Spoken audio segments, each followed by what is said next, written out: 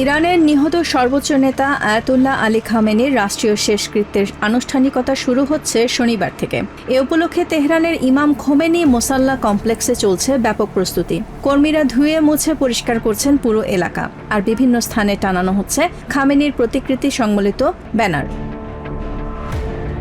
গত ফেব্রুয়ারিতে ইসরায়েল ও আমেরিকার বিমান হামলায় প্রথম দিনেই নিহত হন ৮৬ বছর বয়সী এই ধর্মীয় নেতা। টানা ৩৬ বছর ইরানের সর্বোচ্চ নেতা হিসেবে দায়িত্ব পালন করেন তিনি। আগামী ৯ জুলাই নিজ শহর মাশহাদে তাকে দাফন করা হবে।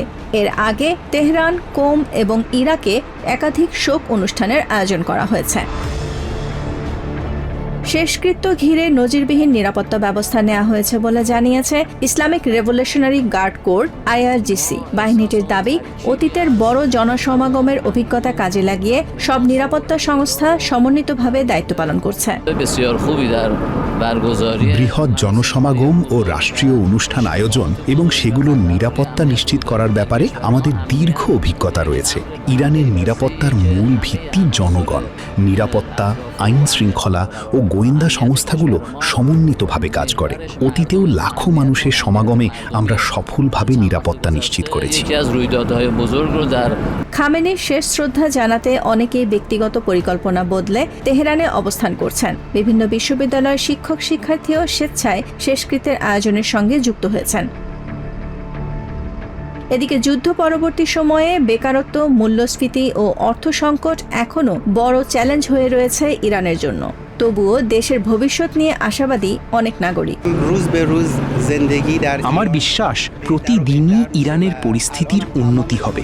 ইরান কখনো যুদ্ধ চায়নি, বরং সবসময় শান্তি চেয়েছে। বিজ্ঞান ও গবেষণায় আমরা এগিয়ে আছি। আমাদের নতুন প্রজন্ম অন্য কোনো দেশে নয়, নিজের দেশে থেকেই কাজ করতে চাই। আমরাও এই দেশ ও দেশের মানুষের সেবায় থাকতে চাই।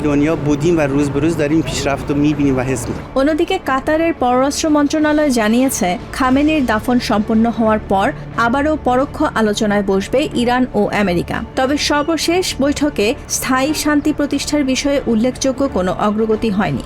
এখন পুরো ইরানের নজর খামেনির রাষ্ট্রীয় শেষ বিদায় এবং তার পরবর্তী রাজনৈতিক অধ্যায়ের দিকে।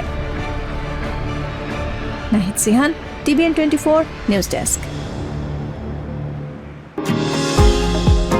নিউ ইয়র্ক থেকে সম্প্রচারিত TVN 24 টেলিভিশন বিশ্বজুড়ে বাঙালির কণ্ঠস্বর।